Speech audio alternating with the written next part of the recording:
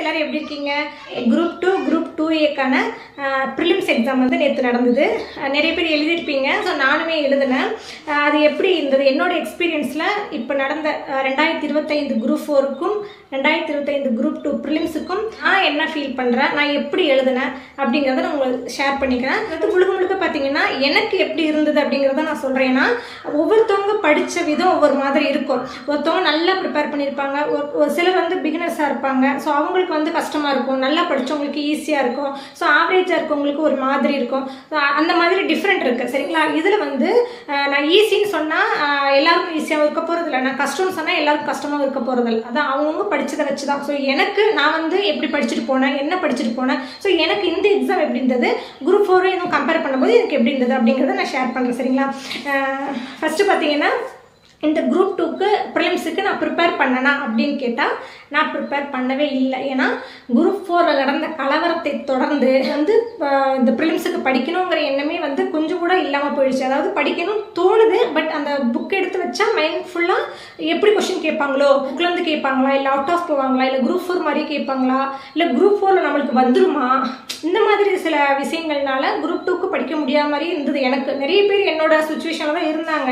எங்கிட்ட கால் பண்ணுறவங்க, வாட்ஸ்அப்பில் பேசுகிறவங்க எல்லாருமே குரூப் 4க்கு அப்புறம் நாங்கள் படிக்கிற மனநிலைமையிலே இல்லைக்கா அப்படின்னு சொல்லியிருந்தாங்க. ஸோ அவங்களுக்குமே நான் என்னோட ரெஸ்பான்ஸ் என்ன கொடுத்தேன் அப்படின்னா, வெயிட் பண்ணலாம், குரூப் 2 ப்ரிலிம்ஸ் எழுதலாம், எப்படி அங்கே கொஷின் கேட்குறாங்கன்னு பார்த்துட்டு அதுக்கப்புறம் நாம் வந்து என்ன பண்ணலாங்கிறத யோசிக்கலாம் அப்படின்னு தான் நான் சொல்லியிருந்தேன். ஸோ எனக்குமே அந்த மைண்ட் செட் தான் இருந்தது, படிக்கணுங்கிற மைண்ட் செட்டே இல்லை. ஸோ கடைசி வரைக்கும் நான் என்ன நினச்சேன், லாஸ்ட் 1 வீக் வந்து மேக்ஸும் கரண்ட் அஃபேர்ஸ் மட்டும் பார்த்துக்கலாம் அப்படின்னு இருந்தேன். லாஸ்ட் 1 வீக்கும் வந்தது. சரி லாஸ்ட் டே பார்த்துக்கலாம் அப்படின்னு இருந்தேன். லாஸ்ட் டேயும் வந்தது. சரி நைட்டு பார்த்துக்கலாம் அப்படின்னு இருந்தேன். ஸோ கடைசி வரைக்கும் நான் அந்த விடிய காலையில் வரைக்கும் நான் பார்க்கவே இல்லை. ஆக மொத்தம் நான் எதுவுமே ப்ரிப்பேர் பண்ணலை. நம்ம குரூப் 4க்கு படித்தது மட்டும்தான்.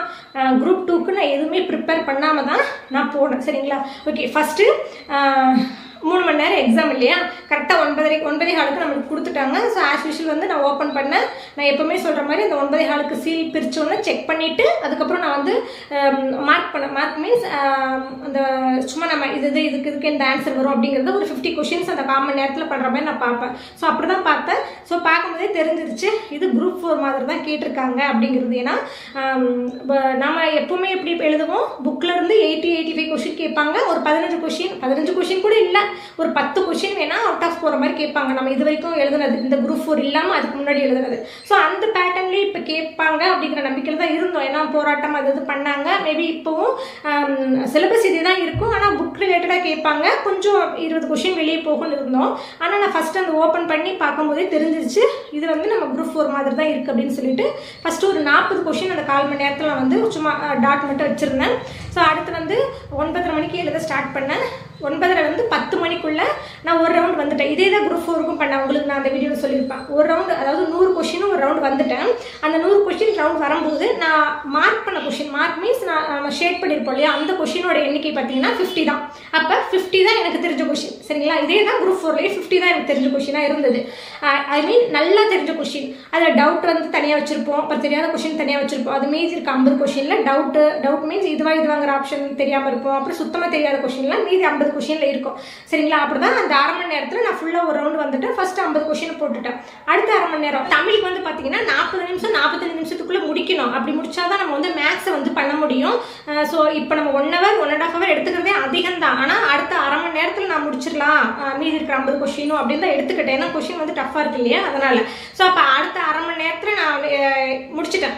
ஏன்னா நம்மளுக்கு குரூப் 4 பார்த்தீங்கன்னா எனக்கு 1.25 மணி நேரமோ என்னமோ ஆச்சு. ஏன்னா நம்ம வந்து வேறு வழி இல்லை, நம்ம இது எப்படியாச்சும் கரெக்டாக போடணும், யோசிச்சு கரெக்டாக போடணும் அப்படிங்கிறது. அதுவும் இல்லாமல் ப்ரீ பிளான் இல்லாமல் போயிட்டோம். இந்த மாதிரி டஃப்பாக கேட்பாங்க அப்படிங்கிறது இல்லை, நம்ம எப்படியாச்சும் 95 எடுக்கணும் அப்படிங்கிறதுல போனதுனால திருப்பி யோசிச்சுட்டே இருந்தோம். அதனால் 1.25 மணி நேரம் அந்த மாதிரி போயிடுச்சு. பட் இங்கே இதுதான் நம்ம இதை யோசிச்சுட்டு இருந்தோம்னா மற்றதை பண்ண முடியாது அப்படிங்கிறது நம்மளுக்கு இப்போ செகண்ட் எக்ஸாமில் தெரிஞ்சிருச்சு குரூப் 2ல்.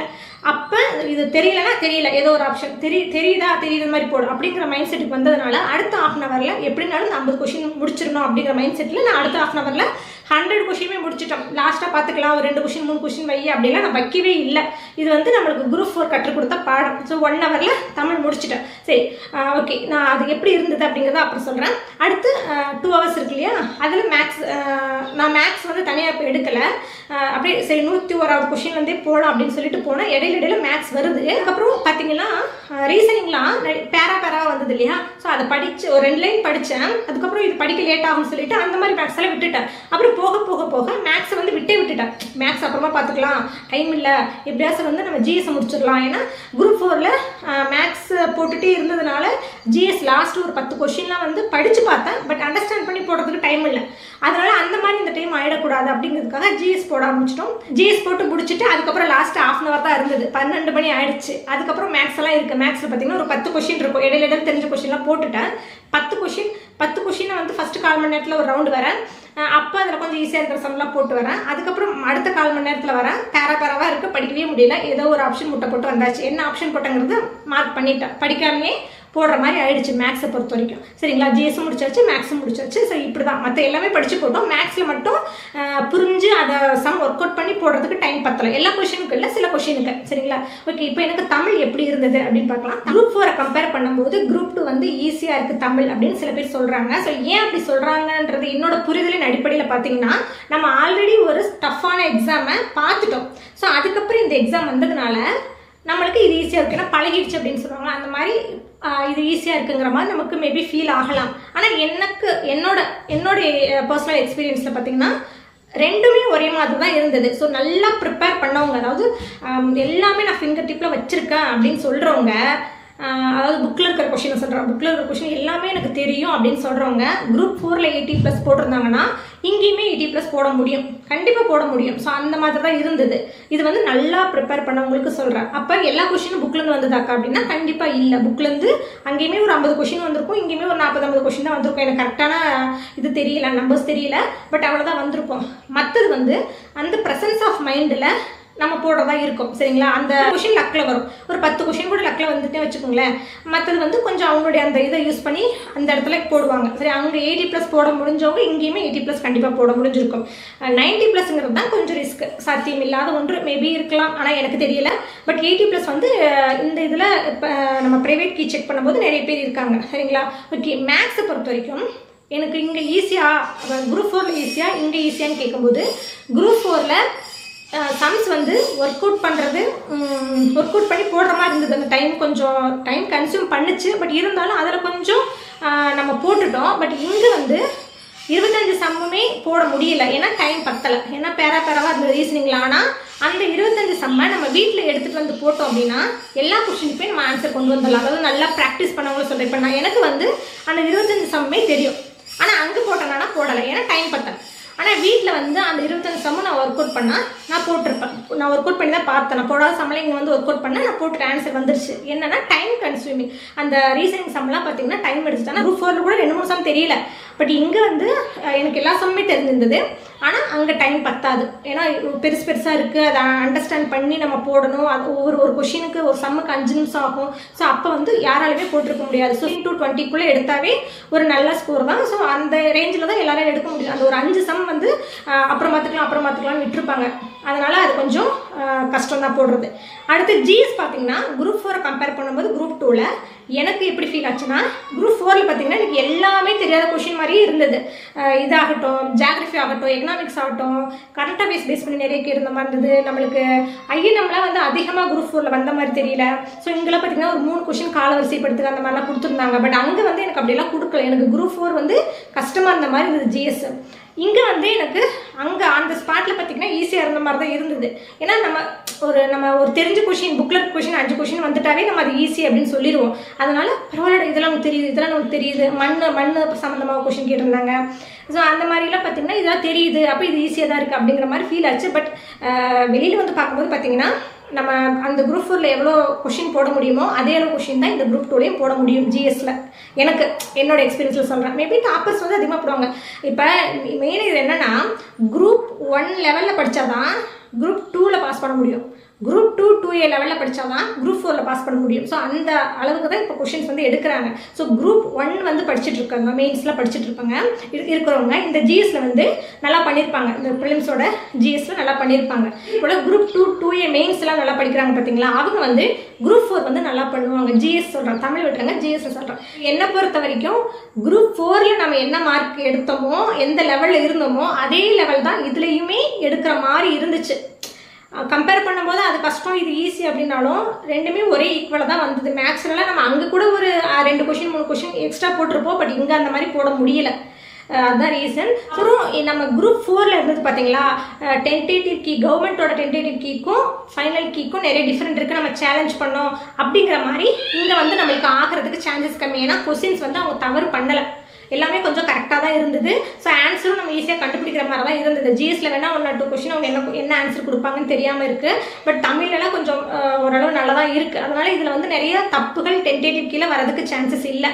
ப்ரைவேட் கீழே இருக்கிறத விட ஒரு 2 3 மார்க் கூட சேர்ந்து கூட வரலாம், இல்லை குறைவாக கூட வரலாம், அவ்வளோதான். மற்றபடி ஒன்றும் பெரிய வித்தியாசம் இருக்க போகிறது இல்லை. ஸோ அதனால் நான் ஜிஎஸ் வந்து ப்ரைவேட் கீழே நான் பார்க்கல. சரி டென்டேட்டிவ் கீழே வரட்டும் அப்படின்னு எனக்கு தலைவலி வேறு வந்துருச்சு எக்ஸாம் எழுதிட்டு வந்து.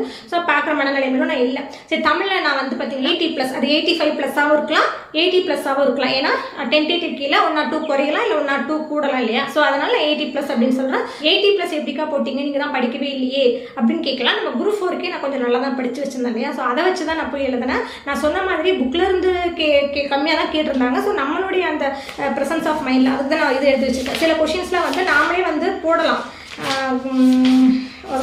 சில கொஷின்ஸ் வந்து சுத்தமாக தெரியும். இப்போ காகம்னா குட்டம்ங்கிறது நமக்கு தெரியவே தெரியாது. அப்புறம் கனலின்னு ஒரு கொஷின், கனலி, அது வந்து அதெல்லாம் பார்த்தீங்கன்னா நமக்கு தெரியாது. அப்புறம் நிறைய கொஷின் வந்து புக்லேருந்து எடுத்திருந்தாங்க ஈஸியாக. அதாவது போன டைம் வந்து புக்லேருந்து எடுத்த, அதாவது குரூப் 4க்கு புக்லேருந்து எடுத்த கொஷினுமே பார்த்தீங்கன்னா கஷ்டமாக இருக்கிற மாதிரி இருந்தது. பட் இந்த டைம் புக்லேருந்து எடுக்கிற கொஷின் வந்து ஈஸியாக கேட்டுட்டாங்க. ஸோ அதனால தான் நம்ம ஈஸின்னு சொல்கிறோம். ஸோ எதிர்ச்சொல், அணுகு, விலகு இதெல்லாம் பார்த்தீங்கன்னா ஈஸியாக இருக்கு இல்லையா புக்லேருந்து எடுத்த கொஷின். அதனால் இது ஈஸி அப்படிங்கிற மாதிரி நம்ம சொல்கிறோம். எந்தைக்கு ஆப்போசிட் நொந்தை, இதெல்லாம் கொஞ்சம் ஈஸியாக இருக்கிற மாதிரி தான் இருக்குது. ஸோ அதுதான். மற்ற சில கொஷின்ஸ் மட்டும் நமக்கு சுத்தமாக தெரியாத மாதிரி இருக்கும். அந்த பிறைக்குறி உள்ள அந்த பகர அடைப்புக்குறி இதெல்லாம் பார்த்தீங்கன்னா நான் படிக்கவே இல்லை. நான் குரூப் 4க்கு படித்தது. ஸோ பிறைக்குறினா பிறைக்குறிக்கு பின்னாடி பகர அடைப்பு தான் வருங்கிறது நமக்கு தெரியும். நம்ம அந்த இடத்துல நம்ம யோசிச்சாவே நமக்கு தெரியும். ஸோ அந்த மாதிரி போட்ட விஷயங்கள் தான். அப்புறம் கலைச்சொற்கள் எப்படிக்கா போட்டிங்க அப்படின்னா, மேக்ஸிமம் எனக்கு கலைச்சொல் வந்து எதுவுமே தப்பாக ஆகலை. குரூப் 4லேயுமே எனக்கு வந்து கலைச்சொற்கள் வந்து ஒரு கொஷினும் நம்ம தான் தப்பாக இருக்கும், மற்றபடி நிறைய தப்பு இல்லை. ஏன் அப்படின்னா எனக்கு கலைச்சொற்கள் எல்லாமே நான் படிச்சேனா, எனக்கு எல்லாமே தெரியுமானா இல்லை. ஆனால் நான் வந்து இங்கிலீஷ் லிட்ரேச்சர் இல்லையா. ஸோ அந்த வார்த்தைகளை வச்சே நம்மளால கொஞ்சம் புரிஞ்சுக்க முடியும். இங்கிலீஷ் மீடியம் படித்தவங்களுக்கு கொஞ்சம் அந்த இது தெரியும். கலைச்சொற்கள் எங்கேருந்து கேட்டாங்கன்னா, இந்த டைம் குரூப் 2க்கு கேட்டது பார்த்தீங்கன்னா தமிழ் புக்கை தவிர்த்து சோசியல் புக்கு, சயின்ஸ் புக்கு அந்த மாதிரி கேட்டிருக்காங்க அப்படின்னு சொல்கிறாங்க. பட் நானும் பார்க்கல, சொன்னதை வச்சு தான் நான் சொல்கிறேன். அந்த நோய் சயின்ஸ் சம்மந்தமாக 2 கொஸ்டின் கேட்டிருப்பாங்க பாருங்க, நோய் சம்மந்தமாக. ஸோ அதெல்லாம் சயின்ஸ் புக்கில் வந்து கேட்டாங்க அப்படின்னு சொல்லியிருக்காங்க. பட் எங்கே இருக்குது அப்படிங்கிறது தெரியல. பட் அந்த 2 கொஸ்டினுமே பாருங்கள், அந்த இதான் உணவு குழல் தளர்ச்சி அடைதல், இதெல்லாம் அந்த கலைச்சொல் வந்து எனக்கு தெரியவே தெரியாது. அந்த இங்கிலீஷ் வேர்டை நான் இது வரைக்கும் கேள்விப்பட்டது கூட இல்லை. பட் அதுதான் வரும் அப்படிங்கிறது அந்த புரிஞ்சுக்க முடியும். அது வந்து அந்த எப்படி தெரியும், அது எப்படி சொல்கிறதுன்னு தெரியல. பட் அந்த புரிஞ்சுக்க முடியுது. அதே போல் அந்த மனநோய் ஒன்று இருக்குது பார்த்தீங்களா. ஸோ அந்த மேனியா அப்படிங்கிறது எனக்கு எதுவுமே தெரியாது. பட் மேனியான்னு வந்துட்டு ஒருவேளை அது மனநோயாக இருக்கலாம் அப்படிங்கிற மாதிரி போட்டது தான். ஸோ லக்கில் வந்ததுன்னு சொல்லலாம். பட் லக்கில் நம்ம குரூப் 4லேயே லக்கில் வரும், குரூப் 2லேயே லக்கில் வரும் நம்ம சொல்ல முடியாது. ஸோ நான் இதுதான் புரிஞ்சுக்கிட்டேன். நம்ம இங்கிலீஷ் லிட்ரேச்சர் படித்ததுனால அந்த வேர்டுனா இது வருங்கிறது நம்மளுக்கு தானாகவே அந்த புரிதல் இருந்திருக்குமோ அப்படின்னு நான் புரிஞ்சுக்கிட்டேன். பட் மேபி அக்கா கூட இருக்கலாம், அது என்னன்னு தெரியல. அதே போல் இந்த 7 கெட்டா இருக்கும், 8 கடுக்கா, இதெல்லாம் ஈஸி தான். நம்ம புக்லேயும் கிடையாது எதுவுமே இல்லை. ஆனால் நம்ம புரிஞ்சு போடுற மாதிரி தானே இருக்குது. வேளாண்மை சார்ந்தது கிடையவே கிடையாது. கடுக்கா எதுக்கு வேளாண்மையில் வருது. ஸோ அந்த ஒரு ஆப்ஷன் தெரிஞ்சுட்டாலே மற்ற எல்லாமே நம்ம கரெக்டாக போட்டுடலாம். அப்புறம் திருக்குறள் சம்மந்தமாக கேட்டிருந்தாங்க. அன்புடைமை ரொம்ப ஈஸி, அதெல்லாம் கேட்டிருந்தாங்க. ஸோ இந்த மாதிரி கொஞ்சம் ஈஸியாக அந்த பிளாகர், இப்போ நம்ம பிளாகர்னால் என்ன, வலைப்பதிவர், இது நம்மளுக்கு இப்போ அதெல்லாம் நம்ம எங்கேயுமே இப்போ படிக்க தேவையில்லை. நம்மளுடைய அன்றாட வாழ்க்கையிலே இருக்கு இல்லையா. ஸோ அந்த மாதிரி போட்ட விஷயங்கள் தான். ஸோ அந்த மாதிரி தான் எல்லாரும் போட்டிருப்பாங்க. அதனால் 80+ பார்த்தீங்கன்னா நிறைய பேர் போட்டிருப்பாங்க, போடாமல் இருக்க மாட்டாங்க. அதே போல் ஓவரால் பார்த்தீங்கன்னா 145+ வந்து கொஞ்சம் அதிகமாகவே இருப்பாங்க. 140+னே எடுத்துக்கோங்க. இந்த குரூப் 2 ப்ரிலிம்ஸில் சொல்கிறேன், குரூப் 2 2A ப்ரிலிம்ஸில் 140+ வந்து அதிகமாகவே இருப்பாங்க. 140 to 150, 150+ வந்து கொஞ்சம் நல்லா படிச்சிருப்பாங்க இல்லையா, அவங்க இருப்பாங்க. பார்க்கலாம். எதுவுமே டென்டேட்டிவ் கீ வச்சு தான் நம்ம சொல்ல முடியும். மேக்ஸில் பார்த்தீங்கன்னா நான் 18 கொஷின் என்னோட கரெக்டாக இருந்தது. ஒரு 7 கொஷின் இந்த லாஸ்ட்டு நான் வச்சிருந்த கொஷின் அப்படி நின்றுச்சு. ஸோ 15 to 20ங்கிறது ஒரு நல்ல ஸ்கோர் தான். ஜிஎஸ் தான் நான் பார்க்கல, டென்டேட்டிவ் கீ வரட்டும் நான் பார்த்துட்டு உங்களுக்கு நான் வந்து அப்டேட் பண்ணுறேன். நான் குரூப் 4க்கு உங்களுக்கு அப்டேட் பண்ணலை, பட் குரூப் 2க்கு டென்டேட்டிவ் கீ வந்தோடனே பார்த்துட்டு உங்களுக்கு அப்டேட் பண்ணுறேன். ஸோ என்னோட மார்க் எப்படி வரும்னு நான் யூகிக்கிறேன் அப்படின்னா, எனக்கு குரூப் 4ல் நான் எந்த லெவல் எடுத்தனோ அதே லெவல் தான் வந்து குரூப் 2 ப்ரிலிம்ஸ்லேயே எனக்கு வரும் அப்படின்னு தான் என்னோட இது. மேபி குரூப் 4 விட இதில் கம்மியாகவும் ஆகலாம், இல்லை கூடவும் ஆகலாம், தெரியல. பட் மொராலஸ் கொஞ்சம் ஈக்குவலாக தான் இருக்கும். ஸோ இப்படி தான் இருந்தது என்னோட எக்ஸ்பீரியன்ஸ். இதுலேருந்து நம்ம என்ன தெரிஞ்சுக்கணும் அப்படின்னா, இப்படி படிக்கணும்க்கா இதுவும் கேட்டிருந்தாங்க, இதுலேயும் இப்படி தாங்க கேட்டிருக்காங்க, அப்போ நம்ம எப்படி தாங்க படிக்கிறது அப்படின்னா, ஸோ கண்டிப்பாக புக்கு படிக்கணும். நம்ம வந்து புக்கு படிக்காமல் நம்ம வந்து வாங்கவே முடியாது. கண்டிப்பாக புக்கில் இந்த விரல் அப்படிங்கிறதெல்லாம் பார்த்திங்கன்னா புக்கில் தான் இருக்குது. விரல் வென்றி அதெல்லாம் புக்கு படித்தா மட்டும் தான் போட முடியும். சரிங்களா, நாங்கள் ஓல்டு புக் அதெல்லாம் படித்தோம், அதில் வந்ததுன்னு நினைக்கிறாரு. அதாவது அது டேரெக்டாக நம்ம படிக்கிற விஷயம் வந்து எப்போவுமே டேரெக்டாக யூஸ் ஆகலை. எனக்கு குரூப் 4லேயும் நான் அதை கற்றுக்கிட்டேன், குரூப் 2லேயும் கற்றுக்கிட்டேன். இன்டெரக்டாக தான் அது வந்து யூஸ் ஆகும். ஸோ இப்போ அடுத்த குரூப் 4க்கு ரெடி ஆகணும் அப்படின்னா இப்போ இருந்தே படிக்கணும். நோட்டிஃபிகேஷன் வரட்டும், ஆனுவல் பிளானர் வரட்டும் அப்படின்னு யாருமே வந்து இது பண்ணியிருக்கக்கூடாது. இப்போ ஆல்ரெடி நான் படித்து வச்சிருக்கேன் அப்படிங்கிறவங்க ஆனுவல் பிளானர் வந்ததுக்கப்புறம் கூட ரிவிஷன் பண்ணலாம். இப்போ நாங்கள் பிகினர்ஸ் இப்போ தான் படிச்சுட்டு இருக்கோம், இன்னும் நிறைய படிக்க வேண்டிய விஷயங்கள் இருக்குது அப்படின்னு சொல்கிறவங்க இப்போ இருந்தே படிங்க. கொஞ்சம் கொஞ்சம் டெய்லி 2 மணி நேரம் 3 மணி நேரம் அந்த மாதிரி படிங்க. ஸோ டைம் வந்து வேஸ்ட் பண்ணக்கூடாதுனால, வேஸ்ட் பண்ணனால தான் எனக்கு அப்படியே பேக்காக அப்படியே வந்துட்டு இது வரைக்கும் வந்துட்டு இருக்கு. சரிங்களா, டைம் வந்து நீங்கள் படிக்கணும்னு நினைக்கிறவங்க இப்போ இருந்தே படிக்க ஆரம்பிச்சிருங்க. அதுதான் என்னோட சின்ன ஒரு சஜஷன். இப்போ இருந்து படித்தா மட்டும்தான் நம்ம இருக்கிறத வந்து நம்ம ஃபுல்லாகவே முடிக்க முடியும். ஏன்னா தமிழில் இப்போ நிறைய இருக்குது. ஸோ நம்ம நோட்டிஃபிகேஷனுக்குள்ளே புக்கு எல்லாமே நம்ம கவர் பண்ணிட்டோம் அப்படின்னா, அந்த நோட்டிஃபிகேஷனுக்கு அப்புறம் வெளியிலேருந்து நிறைய சோர்சஸ் நம்ம படிக்கலாம். நிறைய அப்போ வரும், வெளியிலேருந்து இதை படிங்க அதை படிங்கன்னு சொல்லுவாங்க இல்லையா. ஸோ அந்த சோர்சஸ்லாம் படிக்க முடியும். அடுத்து அக்கா எக்ஸாம் தான் முடிஞ்சிச்சுல, எல்லாம் குரூப் 4 முடிஞ்சிச்சு, குரூப் 2 முடிஞ்சிச்சு, இனிமையாசா விளாக் போடுக்கா அப்படின்னு சொல்லி நிறைய பேர் கேட்டிருந்தீங்க. கண்டிப்பாக ட்ரை பண்ணுறேன். என்னால் விளாக் போட முடியலனாலும் ஷார்ட்ஸாக உங்களுக்கு நான் 2 நாளைக்கு ஒரு வாசம் கொடுக்க ட்ரை பண்ணுறேன். கண்டிப்பாக ஏதாச்சும் ஒரு விளாக் வந்து உங்களுக்கு வந்துடும், வராமல் இருக்காது. அதாவது ரொம்ப நாள் கேப் விட்டு நான் வீடியோ போட்டேன் இல்லையா. ஸோ அந்த மாதிரி இருக்காது. இடையில ஏதாச்சும் ஒரு விளாக் மூலியமாவோ ஷார்ட்ஸ் மூலியமாவோ கொடுத்துட்டே இருக்கேன். சரிங்களா, ஸோ இப்போ தான் ஃப்ரீயாக இருக்கேன். இவ்வளோ நாள் ஃப்ரீயாக தான் இருந்தேன். குரூப் 4 முடிஞ்சதுக்கப்புறம் நான் ஃப்ரீயாக தான் இருந்தேன், நான் எதுவும் படிக்கல. இப்போ இருந்தாலும் பல மனக்குழப்பங்கள், ரிசல்ட் எப்படி வரும், என்ன மார்க் வரும் அப்படிங்கிற குழப்பங்களே இருந்தது. ஸோ இப்போவும் குரூப் 4 ரிசல்ட் நெக்ஸ்ட் மந்த் சொல்லியிருக்காங்க. ஸோ ரிசல்ட் வரட்டும், பார்க்கலாம். ஸோ நல்லதே நடக்கும்னு நினைக்கலாம், நம்பலாம். எல்லோரும் சேஃபாக இருங்க. பாய், தேங்க்யூ.